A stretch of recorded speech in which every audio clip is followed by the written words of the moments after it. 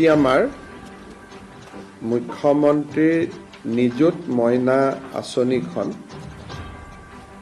চৰকাৰীভাৱে আমি আজি কেবিনেটত আনুষ্ঠানিক স্বীকৃতি দিওঁ বা আঁচনিখন ৰূপায়ণৰ বাবে আমি সিদ্ধান্ত গ্ৰহণ কৰোঁ।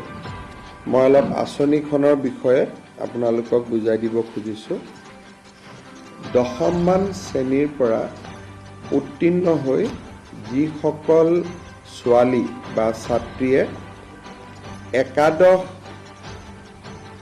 শ্ৰেণীত নামভৰ্তি কৰিব, তেওঁলোকে গৰম বন্ধৰ 2টা মাহ বাদ দি প্ৰত্যেক মাহত তেওঁলোকৰ উচ্চতৰ মাধ্যমিক শিক্ষা শেষ নোহোৱা পৰ্যন্ত প্ৰত্যেক মাহত 1000কৈ টকা চৰকাৰৰ পৰা লাভ কৰিব।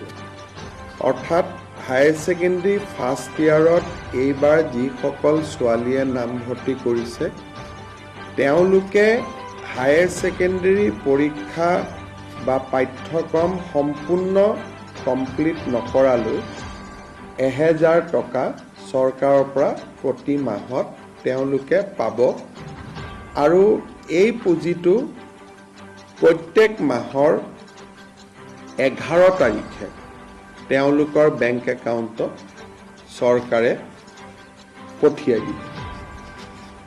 যিসকলে 3 বছৰীয়া, এতিয়া 4 বছৰীয়াও হৈছে, যিসকলে 3 বছৰীয়া বা 4 বছৰীয়া ডিগ্ৰী পাঠ্যক্ৰম, আগতে গ্ৰেজুৱেশ্যনটো 3 ইয়াৰ গ্ৰেজুৱেশ্যন আছিল, আজিকালি গ্ৰেজুৱেশ্যনটো 4 ইয়াৰো বিভিন্ন ইউনিভাৰ্চিটিয়ে কৰিছে। যিসকলে 4 বছৰ বা 3 বছৰ গ্ৰেজুৱেশ্যন পাঠ্যক্ৰমত পঢ়িব হায়াৰ ছেকেণ্ডেৰী পাছ কৰি, প্ৰত্যেকগৰাকী ছোৱালীয়ে প্ৰথম বৰ্ষত নাম গ্ৰহণ কৰাৰ লগে লগে প্ৰত্যেক মাহত 12,1250 টকা চৰকাৰৰ পৰা লাভ কৰিব। আৰু যিসকলে ডিগ্ৰী পাছ কৰি এইবাৰ পোষ্ট গ্ৰেজুৱেটত নাম লগাব, পোষ্ট গ্ৰেজুৱেট বুলি কওঁতে আমি BEdক ইয়াত ধৰি লৈছোঁ, পোষ্ট গ্ৰেজুৱেট কাম BEdত নামভৰ্তি কৰিব, তেওঁলোকে প্ৰত্যেক মাহত চৰকাৰৰ পৰা 2500 টকা কৰি লাভ কৰিব, 2500 টকা। অৰ্থাৎ হায়াৰ ছেকেণ্ডেৰী পঢ়িলে 1000 টকা প্ৰত্যেক মাহত, ডিগ্ৰী পঢ়িলে 1250 টকা প্ৰত্যেক মাহত, আৰু গ্ৰেজুৱেশ্যন পঢ়িলে,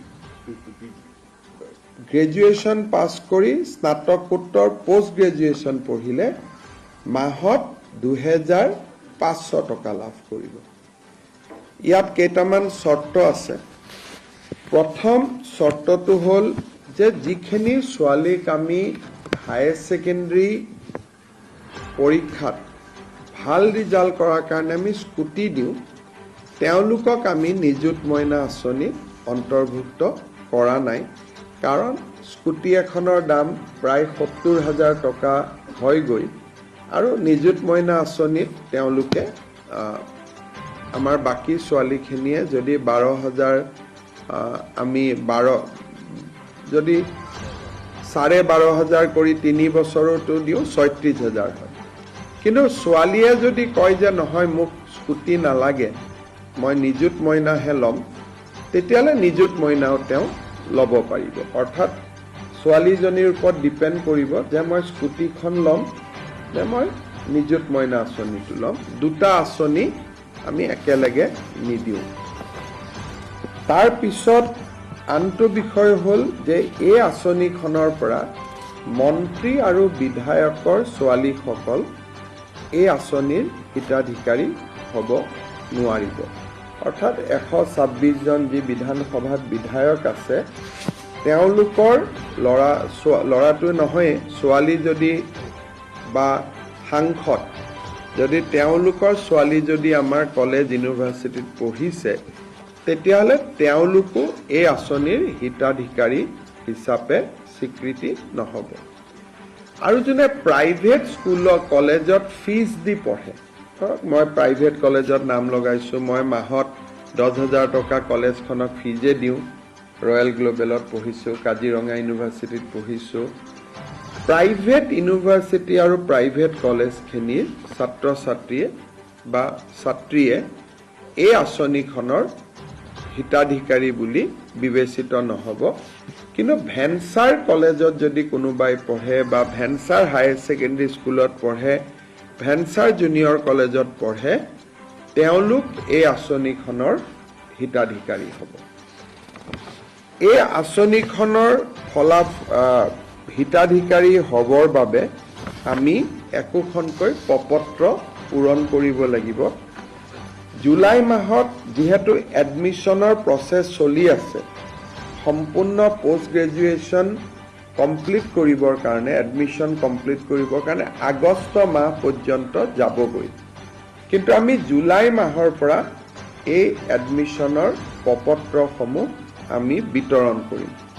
একোখন এৱাৰনেছ মিটিং হ'ব আৰু কলেজ আৰু ইউনিভাৰ্চিটিত এৱাৰনেছ মিটিং কৰি, বিশেষকৈ নৱাগত আদৰণি সভা আদিত, যিহেতু এইটো ফৰ নিউ এডমিশ্যন হ'ব, গতিকে তেওঁলোকক যাতে আমি এৱাৰনেছ ক্ৰিয়েট কৰিব পাৰোঁ, তাৰ কাৰণে একোখন এৱাৰনেছ মিটিং হ'ব। এই গোটেই আঁচনিটো বাল্য বিবাহৰ বিৰুদ্ধে প্ৰস্তুত কৰা এখন আঁচনি। গতিকে বিবাহিতা ছাত্ৰী এই আঁচনিৰ বাবে হিতাধিকাৰী নহ'ব। কিন্তু পোষ্ট গ্ৰেজুৱেট পৰ্যায়ত বিবাহিতা ছোৱালীয়েও এই আঁচনিৰ সুবিধা ল'ব পাৰিব। কিন্তু হায়াৰ ছেকেণ্ডাৰী আৰু ডিগ্ৰী পৰ্যায়ত, যিহেতু আমাৰ গোটেই কথাটোৱে হ'ল যে ছোৱালীক যাতে দেউতাক মাকে সোনকালে বিয়া পাতি নিদিয়ে, গতিকে যিসকলে বিয়া কৰাব তেওঁলোকে বা বিবাহিতা ছাত্ৰী হ'ব, তেওঁলোকে এই আঁচনিখনৰ সুযোগ নাপাব। আৰু যদি আপ টু ডিগ্ৰী পঢ়ি থাকোঁতে মাজতেও বিয়া হৈ যায়, তেতিয়াহ'লে ৰিনিউৱেলত তেওঁলোকে এই আঁচনিৰ সুবিধাৰ পৰা বঞ্চিত হ'ব। যেতিয়া প্ৰত্যেক বছৰে এবাৰ ৰিনিউৱেল হ'ব, আৰু কোনোবা ছোৱালী যদি শিক্ষা আধাতে সামৰি ড্ৰপ আউট হৈ যায়, তেতিয়াহ'লেও এই আঁচনিখনৰ সুবিধা নাপাব। শেষত কোনোবা যদি ছোৱালী ৰেগিং, ইনডিচিপ্লিন, ইৰেগুলাৰ এটেণ্ডেঞ্চ, এনেকুৱা যদি কলেজৰ অধ্যক্ষই ভাবে যে এই ছোৱালীজনী কলেজত নিয়মীয়াকৈ নাহে, ড্ৰপ আউট হয়, পৰীক্ষাত তেওঁলোকে হায়াৰ ছেকেণ্ডেৰী ফাৰ্ষ্ট ইয়াৰৰ পৰা ছেকেণ্ড ইয়াৰ প্ৰমোশ্যন নাপালে, বা ডিগ্ৰী ফাৰ্ষ্ট ইয়াৰৰ পৰা ডিগ্ৰী ছেকেণ্ড ইয়াৰ প্ৰমোশ্যন নাপালে, তেতিয়াও ৰিনিউৱেলৰ সময়ত এই আঁচনিখনৰ পৰা তেওঁলোক বঞ্চিত হ'ব।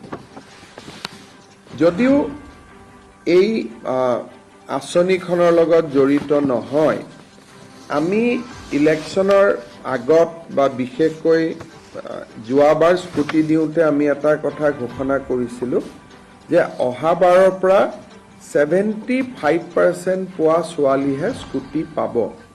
কিন্তু এডুকেশ্যন ডিপাৰ্টমেণ্টে অধিসূচনাখন নোলোৱাৰ কাৰণে এইবাৰ আমি 60% পোৱা ছোৱালীকো আমি স্কুটি দিম। অহাবাৰৰ পৰা নিদিওঁ, তেতিয়ালৈকে আমি এডভাৰটাইজ আদি বা অধিসূচনা আমি প্ৰকাশ কৰিম। কিন্তু MCC model code of conduct থকাৰ কাৰণে এডুকেশ্যন ডিপাৰ্টমেণ্টে অধিসূচনাখন দিব নোৱাৰিলে। সেইকাৰণে বহুতে হয়তো ক'ব পাৰে যে আমাৰ লগততো গভৰ্ণমেণ্ট অৰ্ডাৰ নাই, গতিকে মন বেয়া হ'ব পাৰে। সেইকাৰণে এইবাৰ আমি আপ টু 75% নকৰি 60% ছোৱালীকো আমি স্কুটি দিম। প্ৰায় 50,000 ছোৱালীয়ে এইবাৰ স্কুটি পাব। গতিকে নিযুত মইনা আঁচনিখনৰ প্ৰথম ধনটো আমি 11 অক্টোবৰত বেংক একাউণ্টত ট্ৰান্সফাৰ কৰিম। ইয়াৰ মাজত প্ৰপত্ৰ আদি পূৰণ হ'ব। এইবাৰ যিসকল ছোৱালীয়ে প্ৰপত্ৰ পূৰণ কৰি নিযুত মইনা আঁচনি পাব, দ্বিতীয় বৰ্ষত আৰু তেওঁলোকে প্ৰপত্ৰ পূৰণ কৰিব নালাগে। তেওঁলোকৰ খালি কোনখিনি, কোনোবা বিয়া হৈ গ'ল নেকি, কলেজত অহা নাই নেকি, সেইখিনি আমি কলেজৰ প্ৰিন্সিপালৰ পৰাই ৰিপৰ্ট লৈ ল'ম। আৰু তাৰ ভিত্তিত আমি কাম কৰিম তেওঁলোকে এবাৰ ফৰ্ম ফিল আপ কৰাৰ পিছত দ্বিতীয়বাৰ ফৰ্ম ফিল আপ কৰিব নালাগে এই ফৰ্মখনত দেউতাক মাকৰো এটা সহি লাগিব গতিকে কোনোবা দেউতাক মাকে যদি ভাবে যে মোৰ আৰ্থিক অৱস্থা ভাল আৰু ছোৱালীজনীক এই আঁচনিটো লৈ পেলাই মই চৰকাৰখনক আৰ্থিক বোজা দিব খোজা নাই কোনোবা ছোৱালী যদি নিজে আঁতৰি আহিব খোজে বা দেউতাক মাকে যদি আঁতৰাই দিব খোজে তেতিয়া তেওঁলোকে স্বইচ্ছাই পাৰিব আদাৰৱাইজ ইয়াত কোনো ইনকাম স্লেব নাই বিপিএল এপিএল বুলি কথা নাই কলেজ বা মহাবিদ্যালয় বা বিশ্ববিদ্যালয়ত যোনেই পঢ়ে তেওঁলোকে এই আঁচনিখনৰ সুফল পাব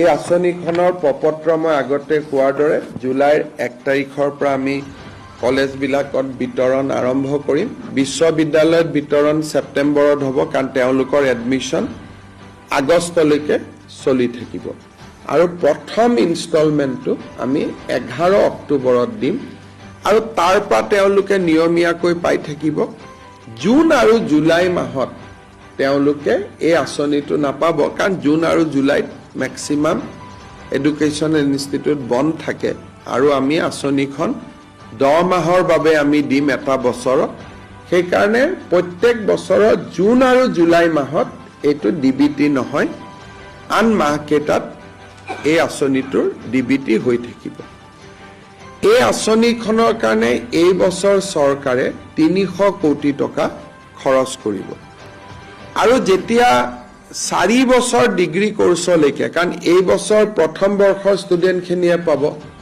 লাহে লাহে দ্বিতীয় তৃতীয় চতুৰ্থ ইয়াৰলৈকে পাব টোটেল 10 লাখ ছোৱালীক এই আঁচনিখন আমি সুবিধা দিম তাৰমানে এই আঁচনিখন আমি হিচাপ কৰি চাইছো 5 বছৰ এই আঁচনিখন চলিব আৰু শেষৰ বছৰলৈকে যেতিয়া আমি হিচাপ কৰিম শেষ বছৰটোত এই আঁচনিৰ পৰিমাণ বা আউটগো 1500 কোটি টকা হ'ব এই বছৰ 300 কোটি হ'ব অহা বছৰ 600 কোটি হ'ব তাৰ পিছৰ বছৰ অকল ডিগ্ৰীত থাৰ্ড ইয়াৰ থাকে হায়াৰ ছেকেণ্ডাৰীত নাথাকে পোষ্ট গ্ৰেজুৱেটত থাৰ্ড ইয়াৰ নাথাকে গতিকে থাৰ্ড ইয়াৰত 300 নাবাঢ়ে 300 600 প্ৰথম 2 বছৰত বাঢ়িব থাৰ্ড ইয়াৰত 150-200 কোটি টকাকৈ বাঢ়িব কিন্তু এই আঁচনিখনে জি ইয়াৰ গ্ৰছ এডমিশ্যন ৰেচিঅ'টো এনৰোলমেণ্ট ৰেচিঅ'টো বহুত বঢ়াই দিব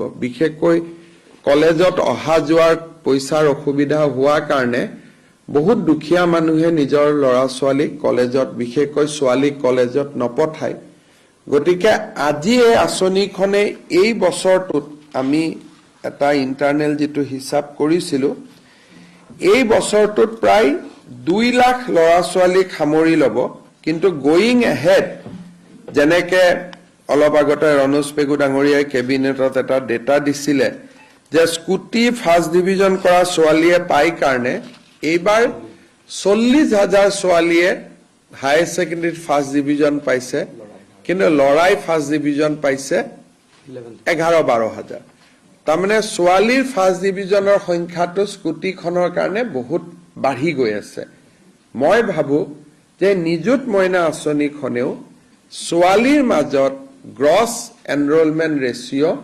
অভাৱনীয়ভাৱে অহা কেইবছৰ মানত বৃদ্ধি কৰিব আৰু আমাৰ উদ্দেশ্যটো হ'ল যে বাল্য বিবাহ বা ড্ৰপ আউটৰ বিৰুদ্ধে যুঁজিবৰ কাৰণে 5 বছৰ আমি যদি ছোৱালীসকলক কলেজ বা স্কুলত লৈ আহিব পাৰো তাৰ পিছতই অটোমোডত চলি থাকিব বা স্বয়ংক্ৰিয়ভাৱে কাৰণ বায়েক গৰাকী যদি স্কুলত গৈছে ভনীয়েক গৰাকীও পিছত স্কুলত যাব সেইকাৰণে এই আঁচনিখন 5 ইয়াৰ্ছৰ কাৰণে এই ধৰণে থাকিব ভৱিষ্যতে 5 বছৰ পিছত আঁচনিখনৰ সফলতা বিফলতাৰ ওপৰত নিৰ্ভৰ কৰি তাক ৰিফাইনো কৰিব পৰা যাব মডিফাই কৰিব পৰা যাব কিন্তু আজি কেবিনেটে ইয়াক 5 বছৰৰ কাৰণে এই আঁচনিখন অনুমোদন কৰিছে